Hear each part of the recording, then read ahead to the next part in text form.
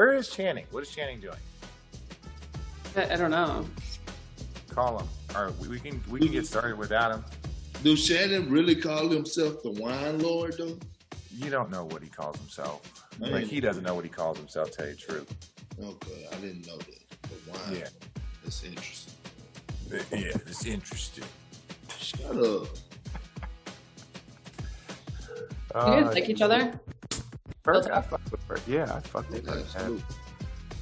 I mean, I don't have to lie just because we're recording. And I might put it out. No. Yeah, I mean, You know I what? don't. What? What's up, motherfuckers? Sorry. One of the things I love about betting my favorite sports is that I'm always finding new player props or game props that I like. And what's cool about FanDuel Sportsbook is you can combine these props with other bets from the same game to score an even bigger payout. It's called a same game parlay bet, and you can only find them on FanDuel.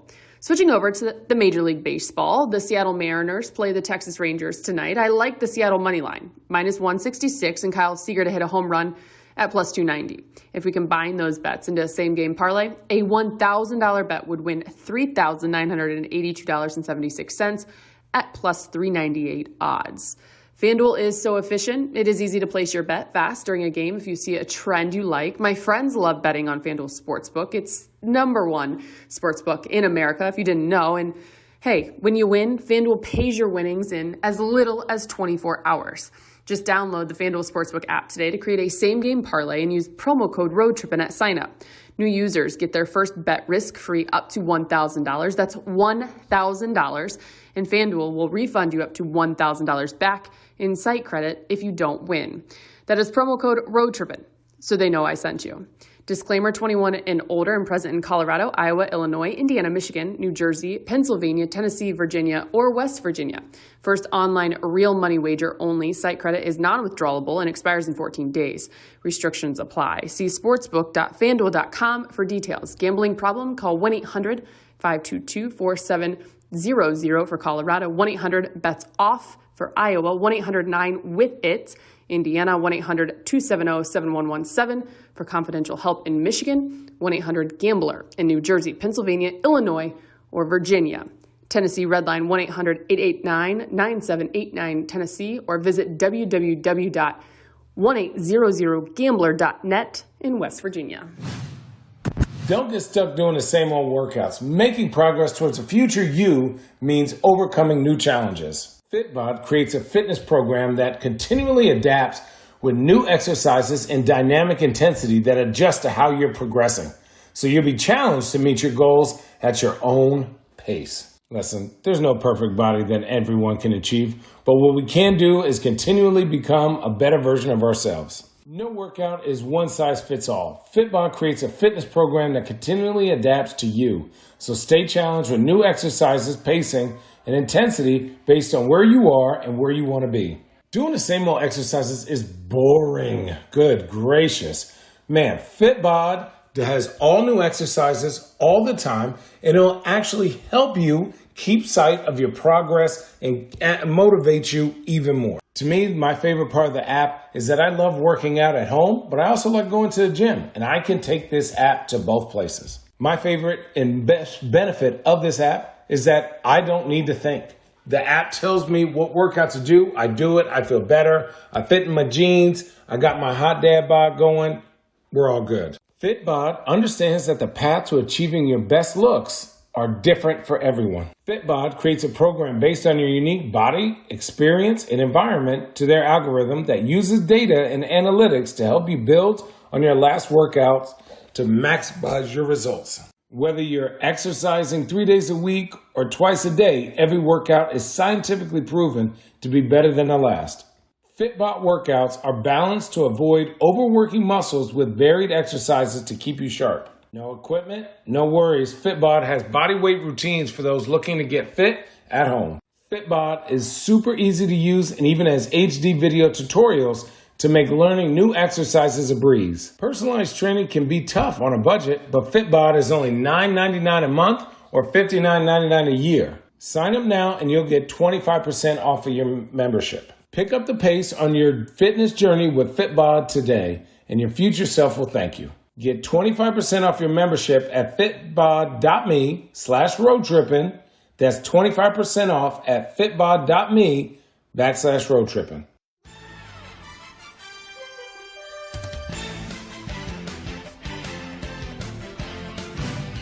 Like, what kind of grapes are they? It's a whole other channel. Let's officially get into the podcast, and you can cheers us since you are drinking. Damn it. It's Wednesday, my Cheers. dudes. Wine Wednesday. Welcome to this edition of Road Trippin, presented by FanDuel. I'm your host, Allie Clifton, alongside Richard Jefferson, shading Frye, and you see him right there.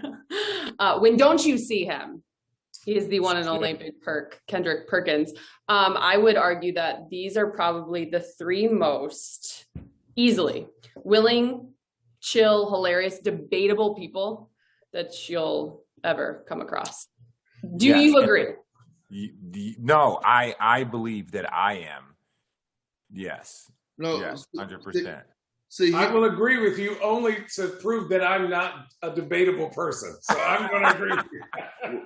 In spite of this, I'm going to agree.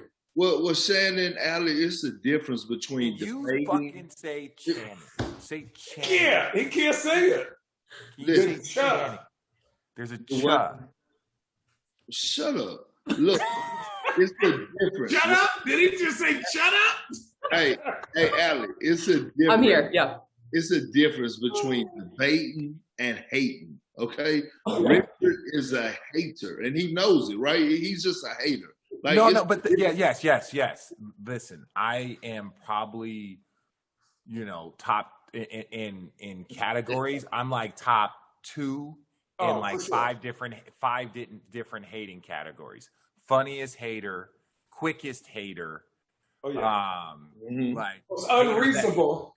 Most unreasonable, that will just argue with you, not even believing what I'm saying, just for the sake of arguing. Well, I mean, at least you're on your road, though. That's the that's what I'm saying. You're still on your road, and I love it. Like, you embrace that role, and you really do it a great job at it. Okay. Well, I appreciate it, because look, as the reigning 2020, hater of the year, right? Like, I'm coming. I'm trying. Oh, no. There's some other dudes that definitely were. No, there's some other dudes, but like, there's gonna be some other dudes that gonna like show up and throw out some salt, throw out a little bit of hate. But that's not what we're doing over here. I have to ask though, because Perk, for someone who has to do it daily with Richard on television, at least Channing gets to do it on a podcast, and you can literally just be like, I'm on TV now. Well, with Richard, I'm saying. Oh God, no. How isn't it like exhausting when you have to debate with him because he thinks he's right no matter what every single time? No, you know what? It's not, because he's wrong 75% of the time. So when he sets himself up and already be having a comeback for him, I mean, it really. Allie, and see, this is the thing that, like, Allie, you spent a lot of times with analysts. Yeah, you cut me off. Every analyst thinks they're right all the time, or else we wouldn't get into the job of being an analyst. That's why Perk thinks he's right all the time. And if he's wrong, this is where Perk is a master at. If Perk is wrong, he will tell you how they messed up that made him wrong. Oh, I think so-and-so is going to win if they lose. Well, I said they were going to win if they rebounded the ball well, they played defense. They didn't do none of those things that they did. So, like, Perk is inadvertently saying that he is right. They were wrong, and because they made their mistakes, they made him wrong, which is genius. I mean, that's just breaking down the game. That's breaking down the game. That's not covering up that I do got a question, though.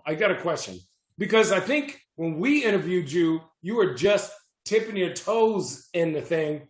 And you went from tipping your toes to skinny dipping in the middle of the lake with Jason Voorhees. It's an awful picture, but I mean, now we really don't want to visualize me skinny dipping anywhere. We've seen manatees. Don't you live in Florida? Did you just call Perk a manatee? Everyone deserves love, Perk. Everyone deserves to be loved. Listen, you're a work in progress. Listen. So, Chang, stand your ground. You were at Summer League with Perk. Did you see the chair that they had Perk sitting in? No, I was there the last 3 days because I'm a rookie and I'm real new. And it was like I'm a wild card. They didn't know what was going to come out my mouth. So they gave me the 6 games that nobody was going to watch. You talking about you did like the final games, dog? I wasn't there, RJ, but as usual, you always interrupting. Shannon was asking the question. Can you just call back for a second? It's not all about you, okay? Dang. Okay. So, Perk, do you even remember what the question was? If not, I can set you back up. What was the question? He wants to know when you were on the podcast the first time around, you were just dipping your toes in the water, and now you're skinny dipping. In terms of your career. See, podcasting, being on this side. You're doing it. I thought that was him like dropping bars to set up his question. No, that was his question. No, his question was just like, did you think you would go from 0 to 100 that quickly? No, I didn't. Right? Me either. And here's why. I caught a lot of criticism when I first started, right? People had to adjust to Big Perk, broken English, country slang, country sayings. You know, people don't understand. I may mumble at times, but they get the hell what I'm talking about. And I think finally, after a lot of repetition and them seeing me on television, that they was like, you know what?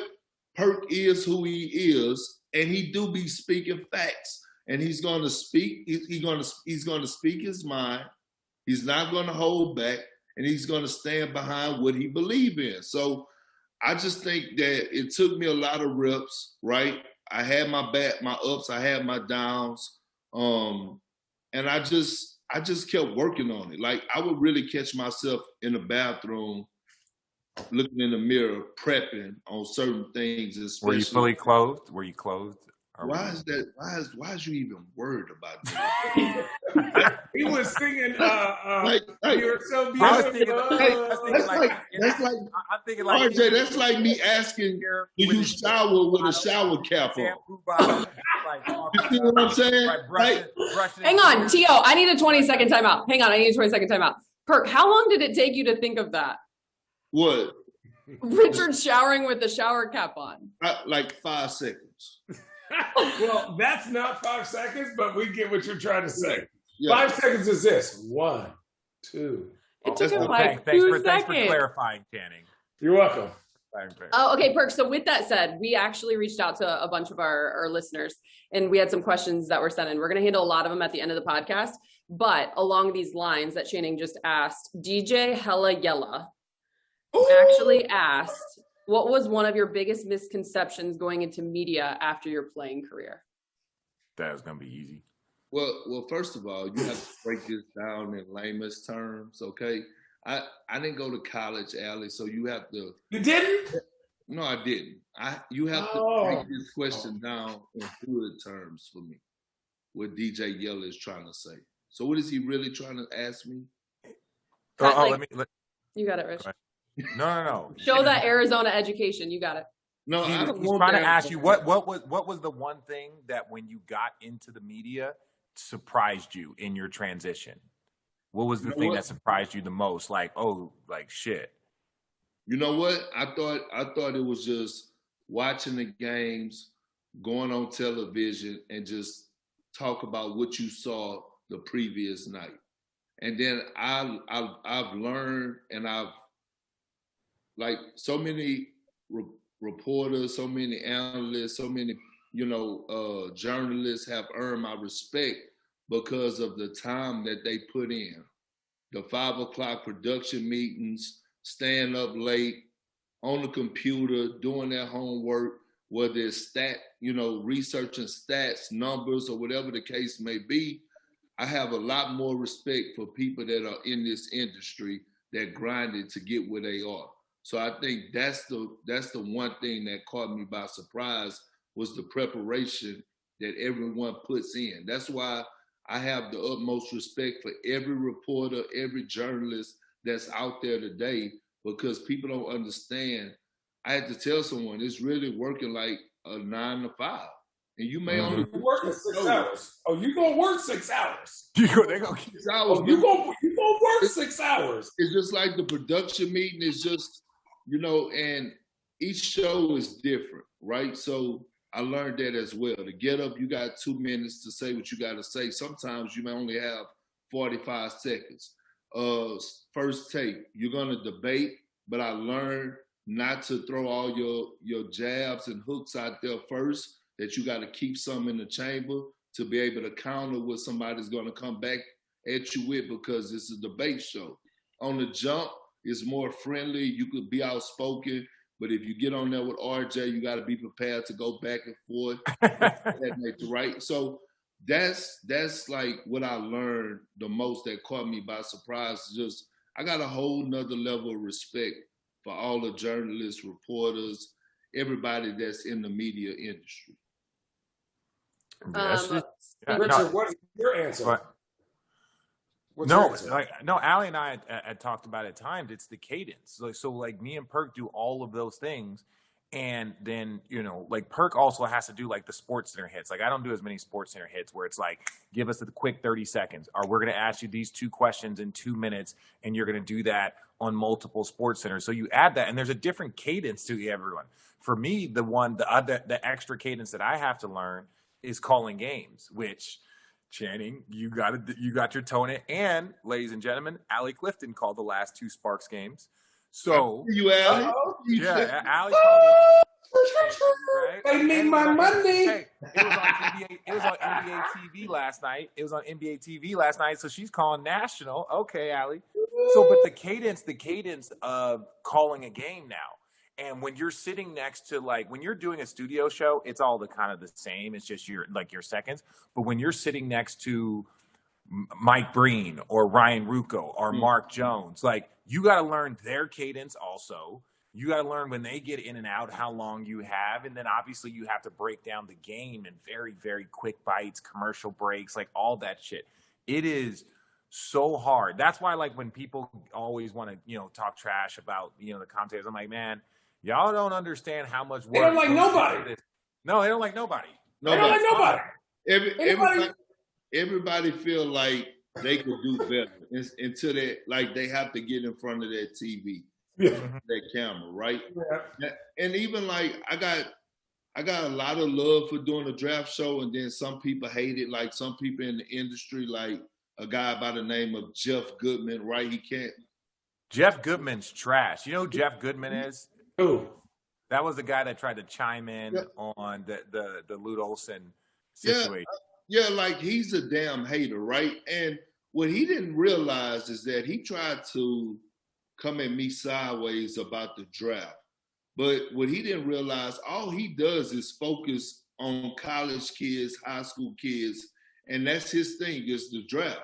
Well, I went straight from the finals to having like a week to prep for all these, guys these draft prospects. 100 kids, yeah. 100 kids, get ready for the draft. So that's a 6-hour show. I mean, this is my first time. I'm up there with Jay Billis. I'm up there with Mike Smith, that's been around the world. That's what he do for a living. So it's kind of like, all right, I had limited time, but it's just so many people think that they could do what we do until the camera actually get in their face. Well, the last thing, real quick, Allie, the last thing that I'll say is that your job on there was to talk about what team they got drafted. So your job was to talk about how they were going to transition to their team. Your job wasn't to talk about college and really the college kids. It's more like, stinks. I don't care. It's like, so-and-so. Yeah, I don't watch JV unless it's my college, unless it's a great game, or unless it's the NCAA tournament. That's the only time I'm watching the JV. Yeah. I also would argue that the one thing that all three of you share, and it's a part of the transition that I think we're in naturally with media, sports media, for what we all are holding a place in, is one, you guys do not grow into the positions and the spaces that you have at the rate that you have if you don't have something special and unique about you. And the one thing that I think you guys provide that we haven't seen enough of in this space is the entertainment value. And so you talk about the draft show, Perk, and you're being surrounded by those that have studied the college game inside and out, and they've done it for years. You talk about the preparation, something that you will never short, but there's also an element to you that you provide that maybe they don't at the clip that you do, and that's the entertainment. And I think all three of you have done such a good job because it's something that we need. And it's something that I think this generation, the younger generation, wants and craves. And so I think there's something to that that's powerful. With that said, how hard is it to balance? Because you want to be taken serious, but in the same breath, there is a side to you guys that's just natural, and that's to have fun and to entertain. Well, Hey, I mean, I think it's not that hard for me. I mean, seriously, I mean, whatever. I really don't give a damn. Like, so I'm gonna say what I say. I may, like I said, speak with broken English or whatever the case may be. I may crack a joke. It may be corny or it may be funny. It's a hit and miss. No, it's very funny. You just mad you don't have. I am the funniest. I am the funniest one. You don't have Richism. I have Perkism. I have bars. Like right now, I'm in the pot on you. But here's the thing, right? This is the thing, Allie, that I feel like with us three on here, as far as Richard and Stan and former players, right? None of us are Hall of Famers, okay? Hell no. And walking into the media, Hall of Famers, when they finish their career, they get the red carpet rolled out for them, right? Like, they get the big platform, they get the big payday just because of their basketball resume. And I think right now, what we're doing is we're showing the next generation or the younger group that's coming up under us that you don't have to have a Hall of Fame career, or you don't have to be a franchise player to be able to come into the media and be successful at the same level of the other guys. Because some of the guys that had Hall of Fame careers are not good on TV. I'm not going to call out their name, but I just think we're paving a way for others to come in and say, you know what? I could come on here. I could be myself.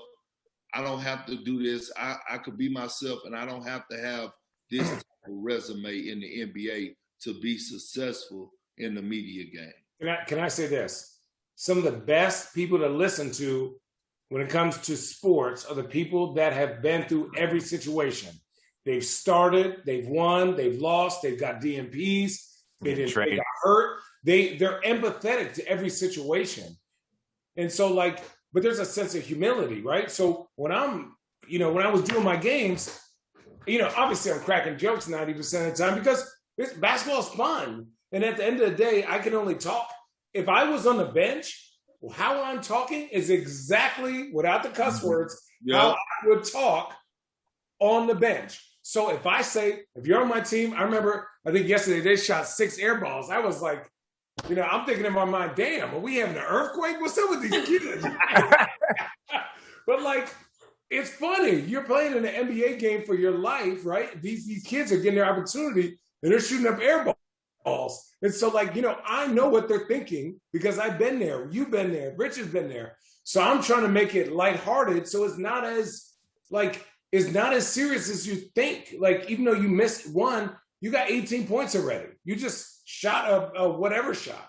And so for me, it's like when you look at this game and when you look at like who is the best to listen to, it's somebody that relates to the 15th guy, the coach, understanding the big picture and understanding like what the superstar is trying to do with the role players and the young guys. And just, you want to see the whole picture. Right. You don't want somebody to say, well, shoot it every time. What the fuck? That don't work.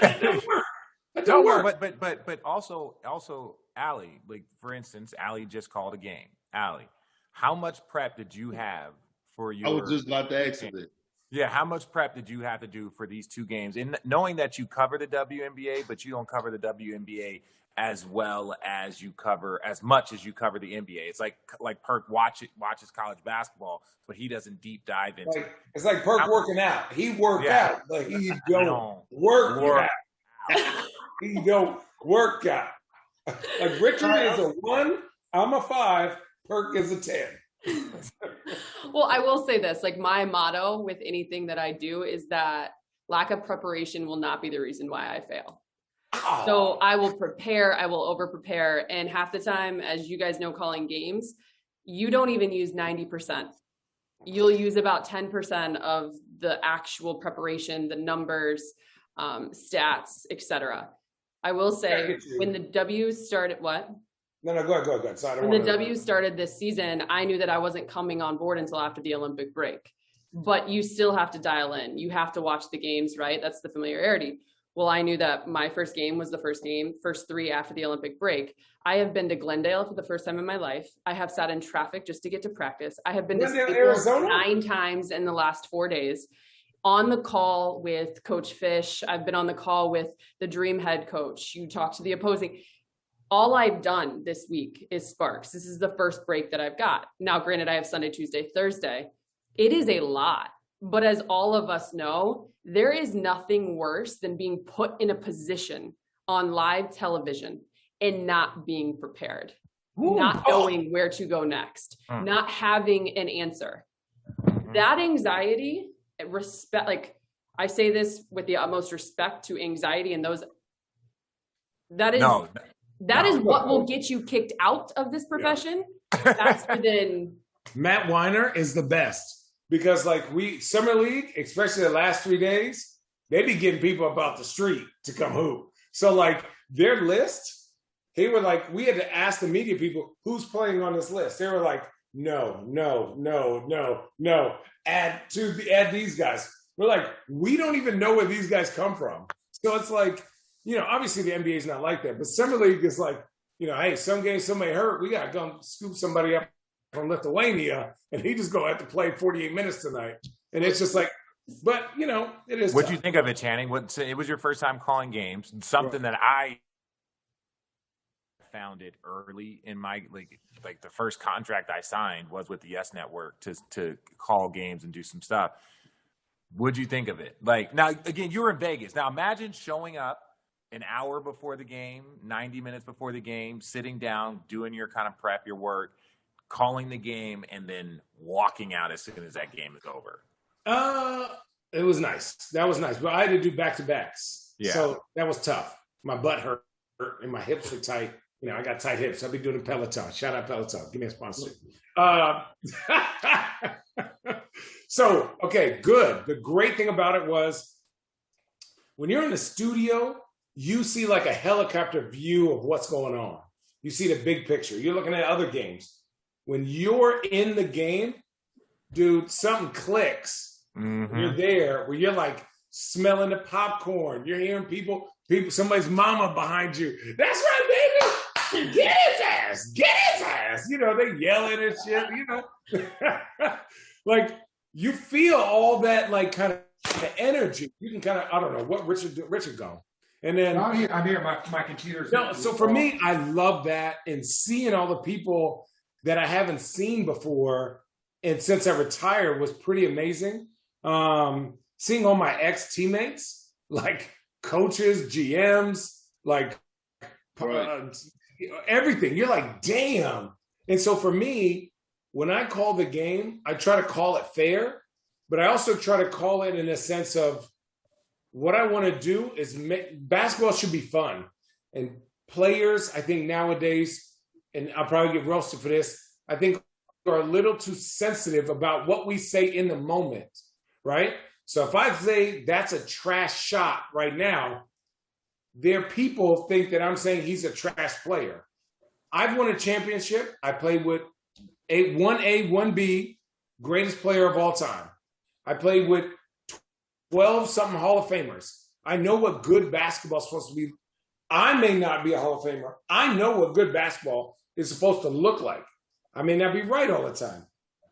So when I tried to do it, I was trying to show the people who were listening the good plays. And so like last night, the Pelicans, I don't know what, they must have had extra spicy gumbo. These were some dogs. And you, Perk, if you would have watched them last night versus the Timberwolves, they were up 30, picking up full court, and their whole team was clapping for it. I didn't see that any other game.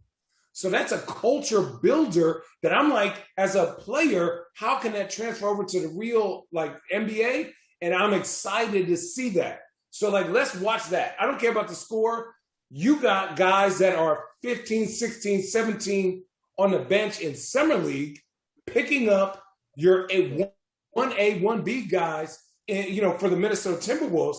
making it hell for them, and everyone is supporting them. So that's a culture thing that like gets me more excited than the actual game, that I want people to see more than, oh, well, he did a 6 dribble move and shot a step back. Well, guess what? 18 on the clock, bad shot. Well, Tell him, Channing. can I say this right to the first question? I want to say this. The hardest thing for me when I first started in the media to where I'm at now is that you get caught up in the moment of not want to step on anybody's toes, right? They call it, quote unquote, the NBA brotherhood. But what I found out is this. If you get caught trying to be that guy that you know, don't want to speak your mind or don't speak on what you see, then you're going to have a short career in the media. So right now, like, I love it when people say, oh, this is Kendrick, NBA champion Kendrick Perkins. But like, to me, basketball is in the past. Now I'm actually an NBA analyst, right? So I would rather be called that because I actually take my job very seriously. I mean, your trip is a lot older than ours. Ours is still fresh, though. So I get it. you got a crusty ass ring. Your ring, like, your ring is a Prius. Ours still smells like champagne. Like yours smells like rust. Yeah, it's perfectly fine. It's perfectly rust fine. But I guarantee y'all can go sell mine for more in Boston than y'all can sell y'all's, okay? Yeah. I'll let you finish, but that's cap. Look, no, that's not cap. But look. That's what the kids say, cap. Cap front set ass. So I had to come to the conclusion that, you know what?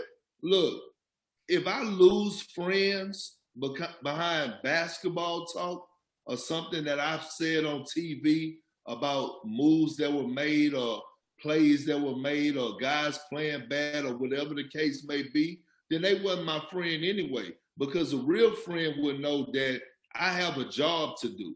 And so certain times when I like going to summer league, I'm walking into the gym and I know it's certain general managers, certain coaches that I done said things about that's probably looking at me sideways. But I didn't get that effect. I didn't get that. Like, it's times that I done said stuff about David Griffin with the New Orleans Pelicans. I didn't like the hire of Stan Van Gundy, right? I seen Griff at Summer League, and the energy was still the same like when I was on the Cavs roster. So he understood. Same with Kobe Altman. Same with other guys that I saw around. Like, they were like, Perk, man, we love you on TV. And I'm like, you didn't hear what I said about you? Go on, Perk. I was going to follow up for you. And so I just realized that I'm like, you know what? This is what I do. And at the end of the day, your real partners know that this is your job, and your partners. Can you say that? Can you say that? Partners, not partners. Partners. No, Channing and I both enunciate. Okay, I shame it. Partners. Perk, how much do you? Because you are one of those that you do not hold back. You're one of those that does not hold back. You speak what you feel, and sometimes takes may seem harsher than others. Do you have open lines of communications with players, coaches, GMs? Like, are you making those phone calls? Are you interacting with them before, maybe not before or after, whenever it may come? I do. And look, like, I'm still cool with like 99% of the people that I work with, far as general managers, players that I play with, coaches, or whatever the case may be. There's only one guy that really had a problem with me that I played with, and his name Kevin Durant. Everybody else been pretty damn cool with how I've been going about my career. Like, I done said things about Sam Presti, right? Me and Sam Presti still have conversations. Like, a lot of people understand what's going on. I done said things about Danny Ainge. Danny Ainge calls me every single day. And when I say every single day, I literally mean every single day. We'd be checking on your cholesterol? What you said? Don't pay attention. No, but I do the same thing with Budenholzer. So, like, Budenholzer. Budenholzer? So we've all been very critical of my guy, Bud. But like Bud is an Arizona. Absolutely. He's an Arizona guy. He's from Is he? Holbrook. Yeah, he's from Holbrook. He used to coach at Lute Olson basketball camp. He used to coach at like Lute Olson basketball camp, like when he was super, super young. His dad is in the Arizona Hall of Fame for like yeah, from Holbrook. So when I got to the Spurs, like Bud was somebody like gravitated towards each other and just awesome. So then, like, all of a sudden, it's like, dude, this dude has my college roots. He's got my state roots. Like, I loved him in San Antonio as an assistant coach. He's a great dude. He gets to the Bucks after he had a great career. And they were like, look, Bud is a great coach. The problem was, like, in the postseason, there were times that he would run into LeBron James and he was run into some other people. And he would lose, Channing Frye. But point being is, we were super critical of him. Like, you know, there might have been rumors of the dumbest team in basketball and all this other stuff that was going on. Yeah. And I see him in the hallway. They were. No, but I'm saying I see him in the hallway at the Pfister when they had 2 wins. And I see him, and I'm like, Bud. He comes up and like chest bumps me. He like chest bumps me. He's like, and I'm like we're like hyped, like we just won a game, like we were like on the same staff. I'm like, dude, 2 more games, man. 2 more games. Because like ultimately as an individual, I'm rooting for him because I know him, right? It's not like I'm rooting for the Bucks. It's like, dude, I'm saying the same thing to Jay Crowder. Like, dude, come on, Jay, let's get this done. So it's, you know. Straddling the fence as usual. No, it's not about straddling the fence. It's just rooting for people. Like I don't have a horse in the race, but if I mess with Bud, I'm rooting for you, man. I'm rooting for you. Hey, Jay, you were a great teammate on multiple teams. I'm rooting for you, dog. I don't have I don't win. So you root for people, and when they win, good for them. But you have to be able to separate it. And that's why I don't mind being known as a hater. I don't, because everyone knows that either what's going to come out of my mouth will either be facts, sarcasm, or hate. That's all or a joke. Those are the only 4 languages that I speak. And so, he's just hating. Good. As long as you know I'm just hating and talking shit, then we're going to be fine. I love this talk, but I also want to talk hoops with you guys. And we have a question, so I think we'll use this to dive into it. LA LeBron 23 said, since Kendrick Perkins, which you have to remind me of this part, was a teammate of LeBron, right? AD? Were you a teammate of AD's? Yep, with the Pelicans for 1 year. Damn, how many teams you play with? Now, come on, Allie, that's my block. I played with, I just cared when he was in Cleveland and I was there, because that I was only played with 4 teams. Oh, really? No way. Boston, Cleveland, Pelicans, Thunder. Oklahoma City. Yeah. That's it. Okay. Anyways. Damn. Talk about preparation. Good job, Allie. Okay, so since you were a teammate of LeBron, AD, and Russ at one point in your career, what does he see in them that makes him believe they will work out as a big 3? Well, one, I went to the finals 2 times with LeBron James, so I know what he's capable of doing. I also went to the finals with Russell Westbrook, right? So as a youngster, and I watched Russell Westbrook sacrifice. I watched Russell Westbrook in big moments knock down shots when people said he couldn't shoot, or come up with big plays, or outplay Tony Parker, or outplay CP3 in the series. So I have trust in Russ. And when it comes down to Anthony Davis, when healthy, he's a general. Oh, that's a big what? I mean, it's not a big what, because when they won it, he was healthy, right? We're in a bubble. It don't matter, Shannon, like he was healthy. So when healthy, he's one of one, a generational talent, right? Oh, yes. Like a guy that could dominate on both ends of the floor. And I feel like, as far as it goes with Russell Westbrook, he's at a point of his career where the only thing that he needs to do is win a championship.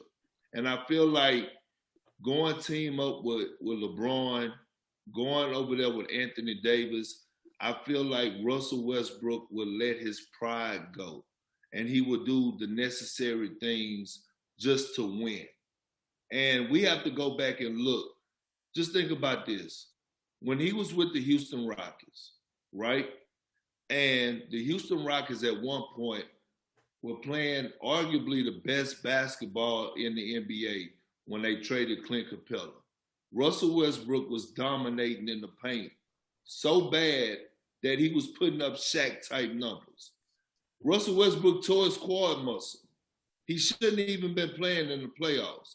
But what I'm saying was people thought that Russ and James wasn't going to work out because they both ball dominant, right? But Russ found a way to make it work. And I just look at Russ' situation in particular.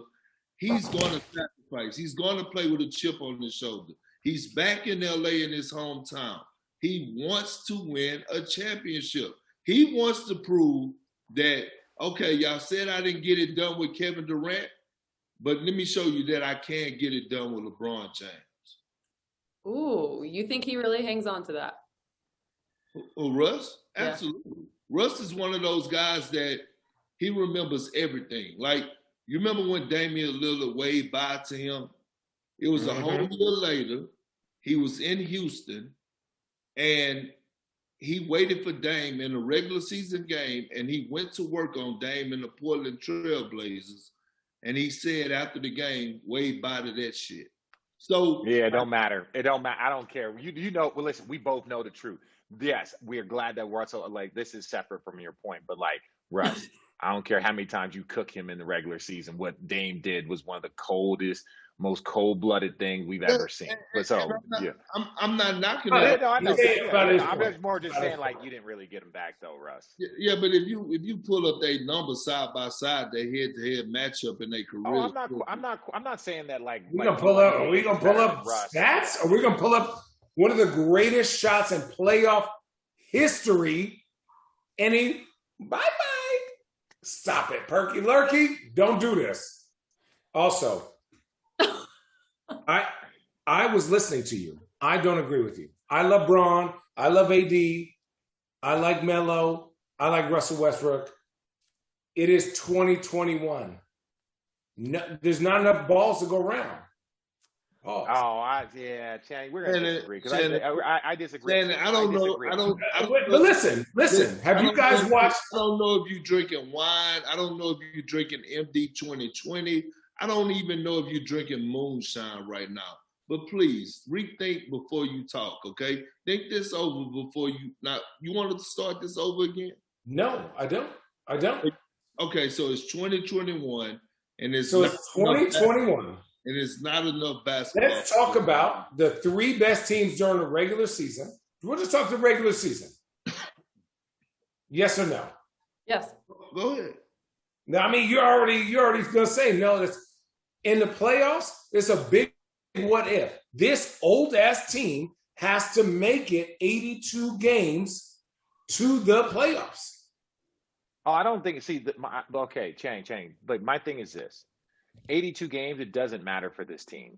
Respectfully, I know people tried to say it last year about the Lakers just get to the playoffs healthy, right? Well, they didn't. They weren't able to get to the postseason healthy. Not a lot of teams were.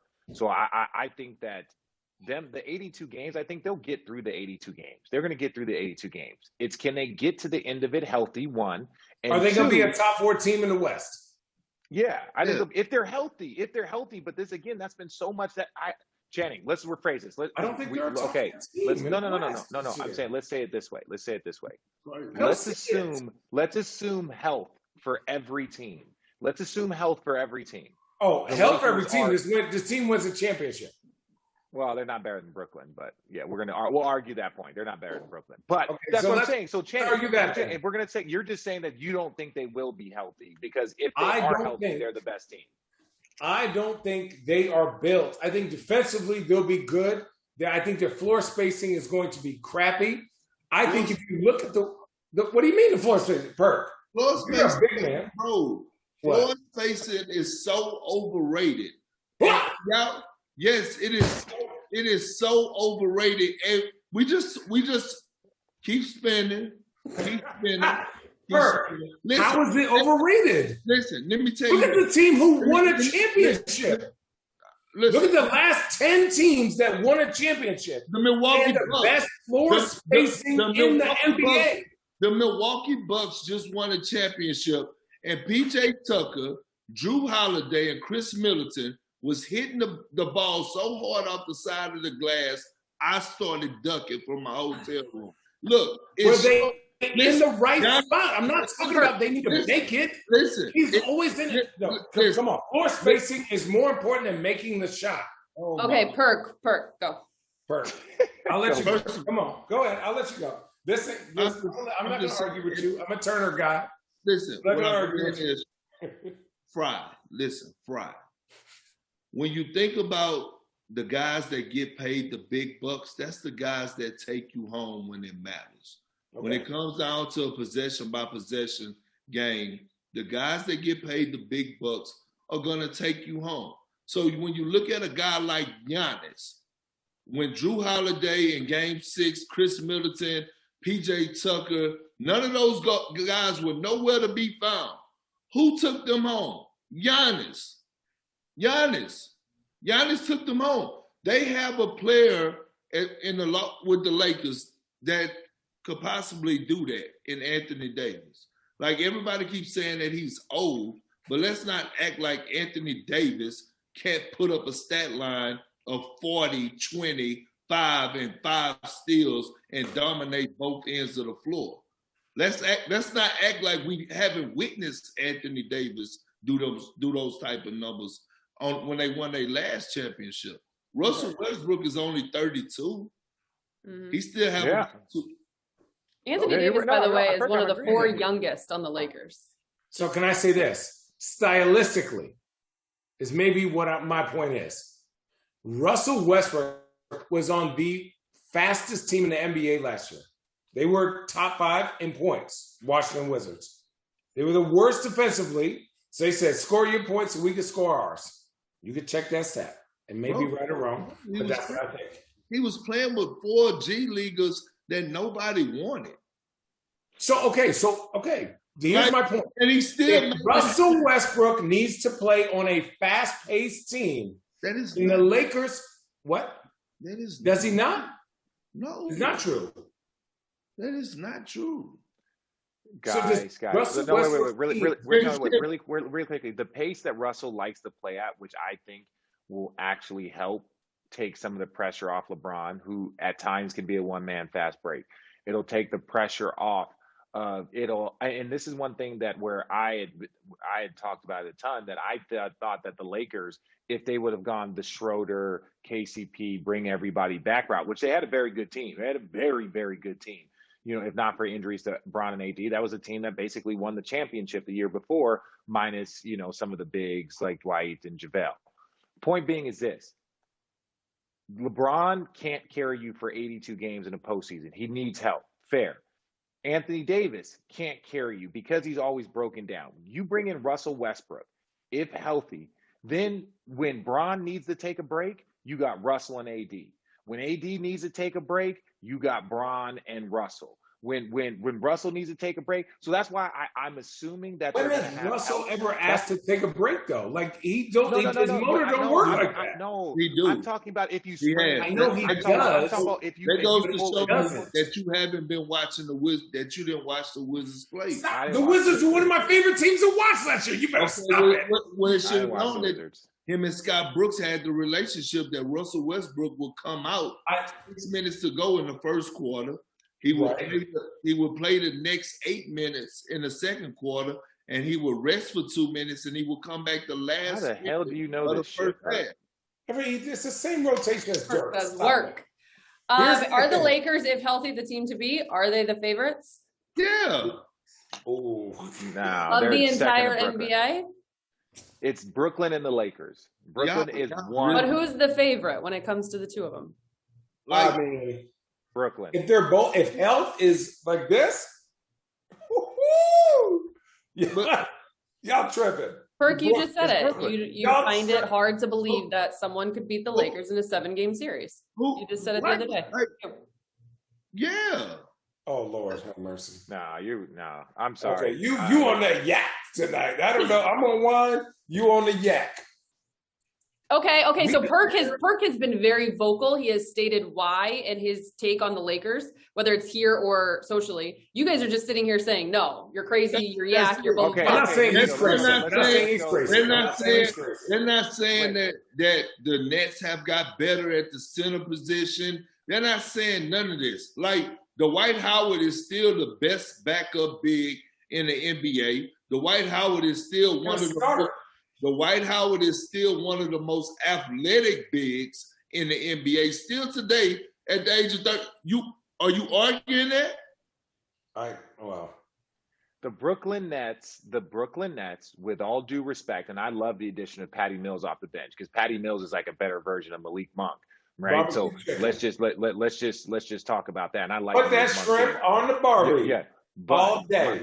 But my thing when you're talking about the Brooklyn Nets and what they have gone is they've gone extremely hard into shooting, right? Like that's what they're doing. They got Joe Harris. Then you bring him. I know Jody Harris didn't hit, but like you can't just judge somebody purely off that. Joe Harris still creates space for those guys to go to work, right? The problem is that they needed him to hit shots because so many guys were hurt. If he isn't hurt, if so many guys aren't hurt, then you don't need Joe Harris to hit as many shots as you needed him for them to be successful. And he didn't. Joe Harris did not deliver. I'm not here to look. That's not the argument here. But at the end of the day, that man still creates space. He's led the league in three-point percentage 2 of the last 3 years. He creates space. Point being is you're not leaving to go help on James Harden and leaving Joe Harris. You're not leaving to go help on. They did. They did because there was no Kyrie and James Harden couldn't move. I'm just saying, they left Joe Harris wide open and wasn't contesting his shots. That's no. He hit some. He missed some open shots, but they weren't like not rotating the Joe Harris perk. Come on now. Look, don't do that. You're our guest. We're gonna take a quick break, but before we do, you get the final word on this. I just want to know, right? When Russell Westbrook and LeBron James start imposing their will on the low block, who in the hell is going to stop them? Along with Anthony Davis. See, here's the problem. We keep talking about how much firepower, the spacing and all that, but who in the hell is going to stop Anthony Davis? Please, somebody tell me that. I get nervous when you tell me that Anthony Davis has to be the best player on the court in order for that team to win the championship. Because I agree with you. This is where I'll concede to Perk. If Anthony Davis plays, we all remember like probably 3-4 games into that finals, people were like, shit, Anthony Davis looks like he's going to win finals MVP, right? Yes. Everybody remembers that.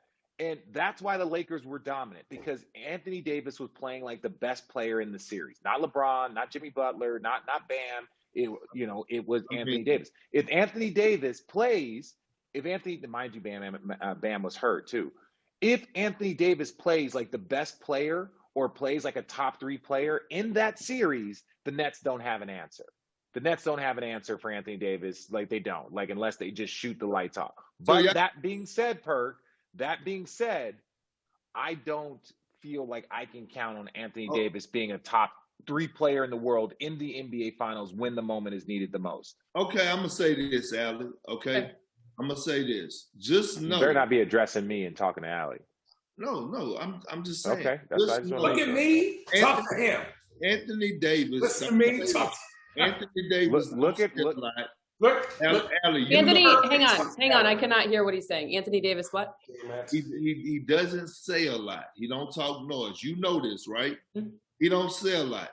But one thing I'm going to remind you all of is that he is not feeling all this Giannis getting credit stuff.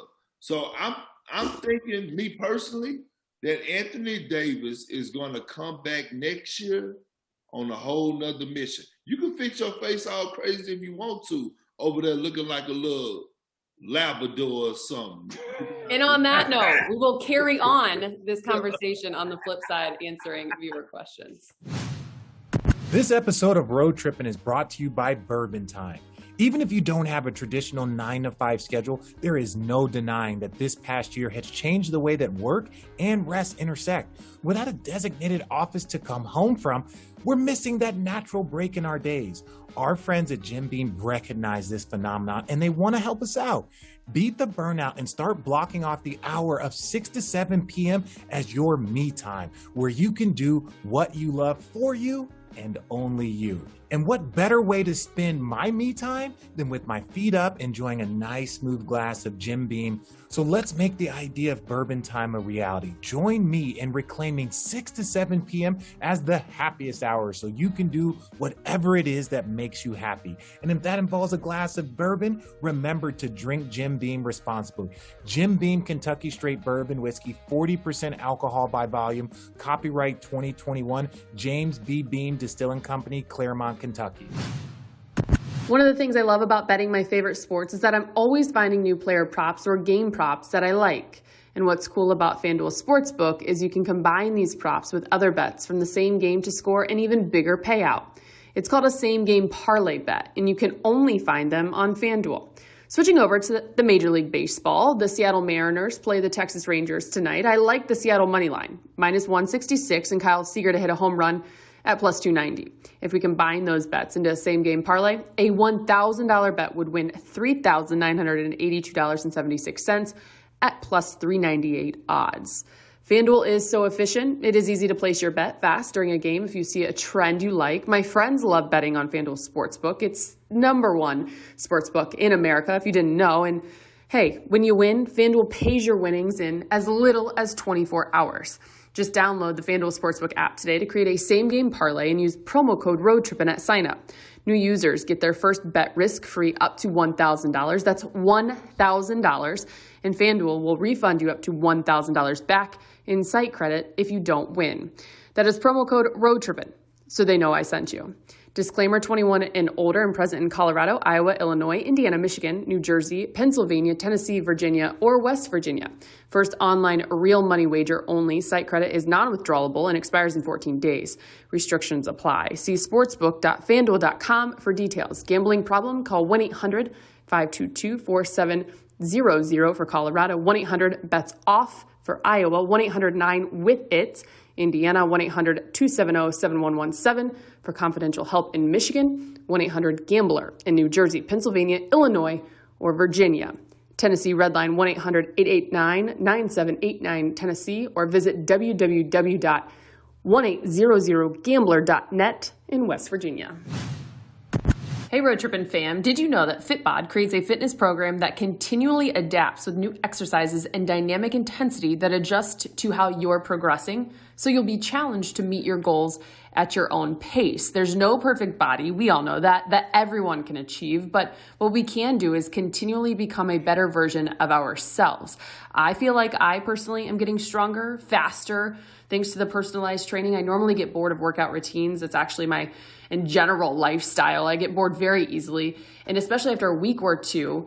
However, Fitbod keeps things fresh for me and my exercise routine. Fitbod helps me work out every muscle group without overworking any of them. Fitbod creates a program based on your unique body experience and environment. Their algorithm uses data, which I love, and analytics to help you build on your last workout to maximize your results. You're constantly in a growth mindset phase. And whether you're exercising 3 days a week or twice a day, every workout is scientifically proven to be better than the last. What's not to love about that? Oh, by the way, no equipment, no worries. Fitbod has bodyweight routines for those looking to get fit in at home or on the go. It integrates with other fitness and health apps like Apple Health, Fitbit, and Strava. Personalized training can be tough on the budget, but Fitbod is only $9.99 a month or $59.99 a year. So sign up now and you'll get 25% off your membership. Pick up the pace on your fitness journey with Fitbod today, and your future self, it'll thank you. Get 25% off your membership at fitbod.me/roadtrippin'. That's 25% off at fitbod.me/roadtrippin'. What'd you do? You need to call your Uber Eats? Nah. I needed my computer charger. Go ahead. All right, we're back. Channing, you wanted to discuss if it's not the Lakers and the Nets, who would it be? Yeah, I think like the NBA is in such an amazing place. You look at all the young talent, you look at all these contracts, and then you have 2 or 3 super teams, quote unquote, and then who's next? Like, if something happens, who's going to take over that throne? I want to hear from Perk the Lurk. No, I actually want to hear from you. You the one that asked the question. You want to know. You shoot your because I don't know. because Kawhi Leonard is not coming back. So if the Clippers were to play the Lakers would win that series. Utah is suspect as usual. And they yes. No, I'm agreeing with you. Okay. Utah is so like, I hate cheering for them. They play good basketball, right? But then they're like Gonzaga of college. They got a great regular season, and then when the LED lights and that light get bright, all of a sudden, they don't have a championship. And then the Phoenix Suns, I understand they're coming back the same, but they don't stand a chance against this Laker team. All right. Mm-hmm. So then you go to the Denver Nuggets. Jamal Murray, like coming off an ACL injury, me tearing my ACL, knowing that it really takes 22 months for you to really get back to your normal self. I don't know. So you got the Golden State Warriors, but I don't know if they're ready for that heat. See, this is where experience kick in. This is what when you have a guy like Trevor Ariza and guys like that like they like you have to realize this is let me tell you, playing against the Los Angeles Lakers is like a boxer first time fighting Floyd Mayweather. It's not when you get in the ring, it's the preparation, the mega fight, the big events, the weigh-in, all the stuff, right? Mentally, you're not ready for that moment. So going to play the Lakers, right? You know it's a national televised game. It's going to be star-studded out. You got 5 Hall of Famers walking on the damn court from their side. We haven't even talked about Melo. And you have these young guys, they're going to be looking like, you heard what Cade Cunningham said? LeBron James is my GOAT. So, like, these guys are going to be walking into arenas and, like the Detroit Pistons, for example, they're going to probably have a crowd of about 15,000 on a regular night. When the Lakers come in town, it's going to be standing room only. They're not ready for that. Shannon, it's just different. That's fair. He said it right. Right. It is different because I was in Orlando and then I remember we were trash. We were the worst team, but we had mad talent. But when everybody else's good team came in, we played hella good. Why? Because we had a great crowd.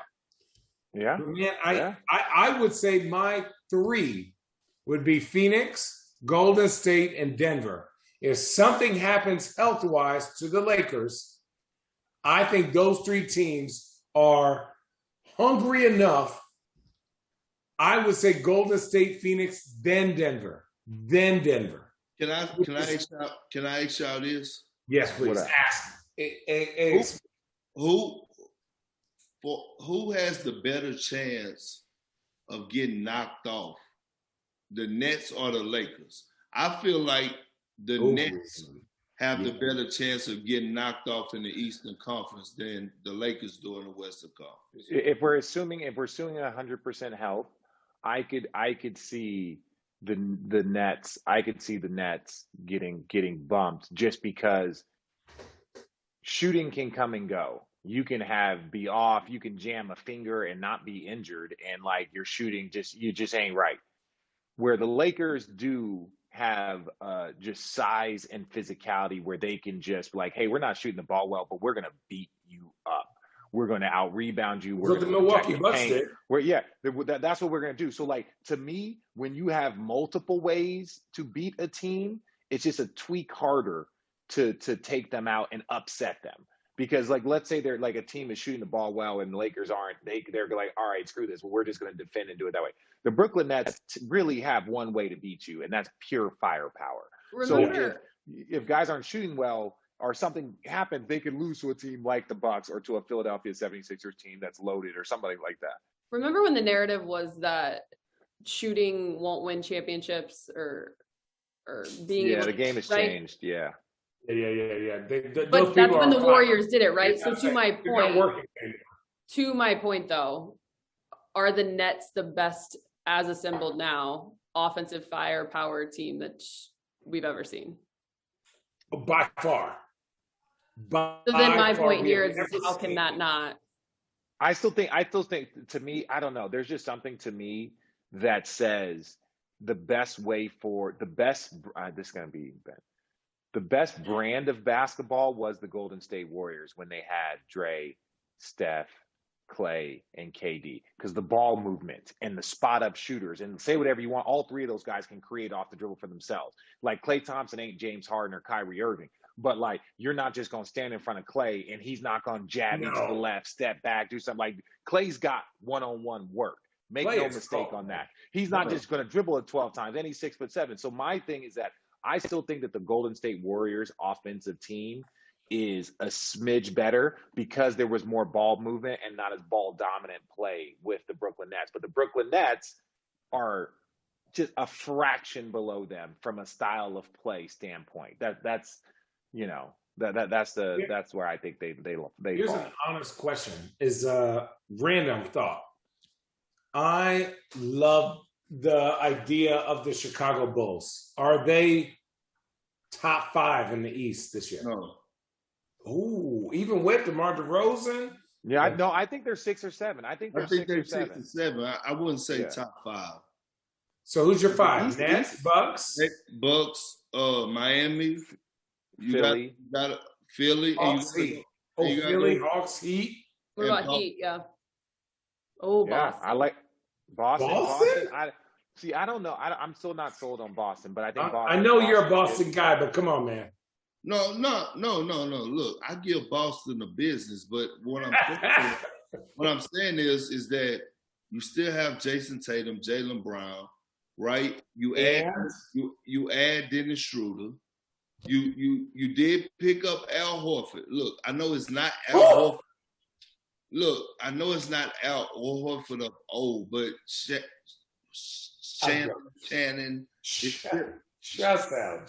It's the same thing, right? But look, I like some of the moves. Like I feel like Josh Richardson will be pretty good coming in off the bench for them. Like that's an underrated pickup, and they're good.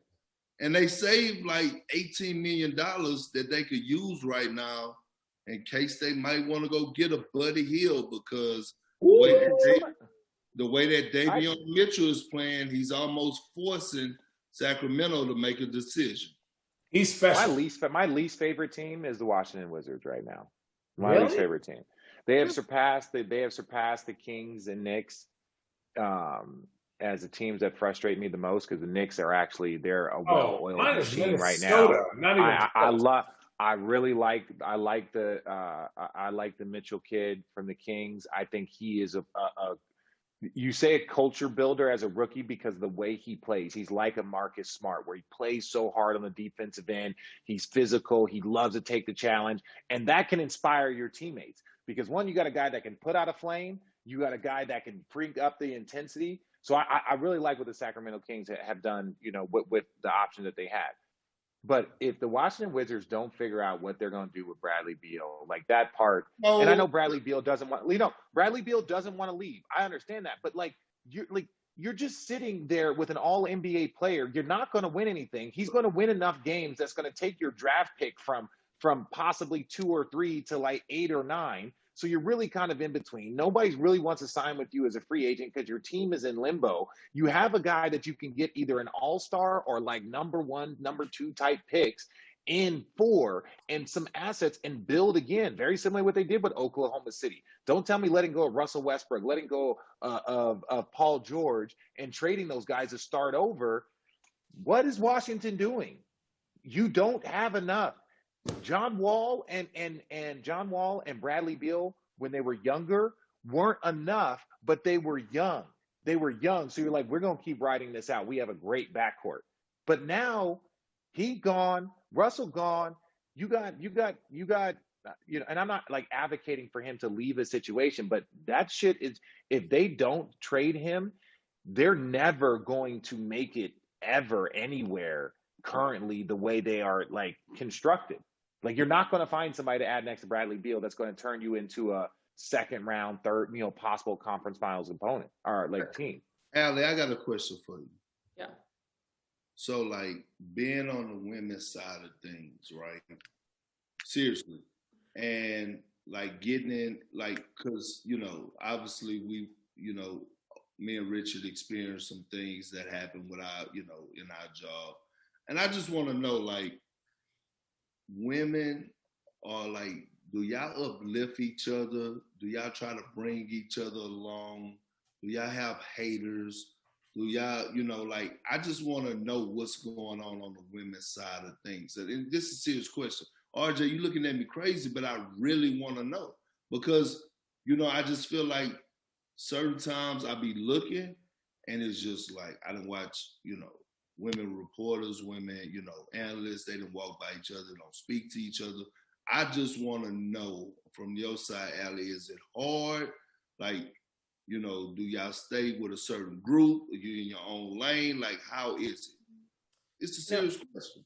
Yeah, and I obviously take it seriously, and I answer it with the utmost respect, obviously, for other women, because I do know that coming in and just being in this business alone is challenging. It's hard. I think at the end of the day, whether you're a male or a female, no matter skin color, ethnicity, anything, there is a competitive level and an aspect for everyone. I think we're all trying to be the best at what we do. And as we know, there's not enough opportunities. But I think if you operate with the intention of an abundance mindset and having support for one another, because there is so much on the outside that we can't control, but yet can dictate, you can get caught up in a very tough, degrading place. And so I think within the walls of women, just to answer your question specifically, I personally, when I was with the Cavs, from that role as a sideline reporter, we developed a sideline courtside club hashtag in which we leaned on one another. We had open dialogue, open communication. There were text messages that go on behind the scenes. I often find that to be more personable, if you will, though I think social media plays such a huge role. Yeah, there is support that does go on. And I think it's important. And I don't think it can be stressed enough because at the end of the day, we all just want to do our jobs. We want to do it at the best of our ability. Right.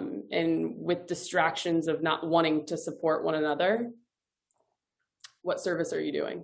Thanks. But I have experience, I've witnessed, I feel it, and I try to give it as much as I can support, 100%. You may not always see it. I think the other thing you have to remember too, and we all are in these spaces, I tend to get caught up in it, especially when I'm out in the field, rehearsing lines and being so locked in that I may not have time before a game to communicate. But that's when like the opportunities on non-game nights during the day, sending quick text messages, which happen. It matters. Yeah. It's a great question. And we actually have, what's that? Go ahead with the next question. No, I was just going to say, we have a couple questions and then if you guys don't mind, we can wrap it up, but just to give it, what's that? I'm laughing at Richard, just his, you know. His championship trophy that he has in his house right now? Yeah, all that. This is not the real Larry O'Brien though. Like, oh my God, that's so tiny. How cool is that? It's so cool. We couldn't help but obviously notice it. That's it. Okay, a couple of questions.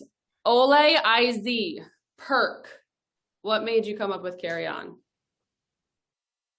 I actually stole it from Kevin Gates, right?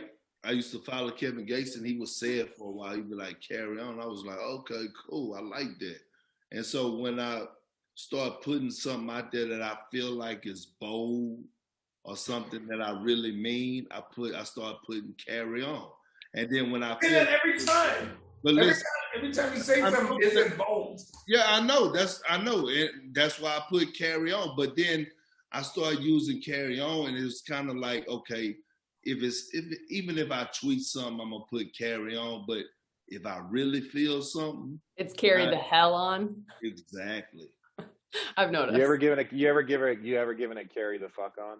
No, I never did that. How many times do you want to do that? Right. All right. This is for all three of you.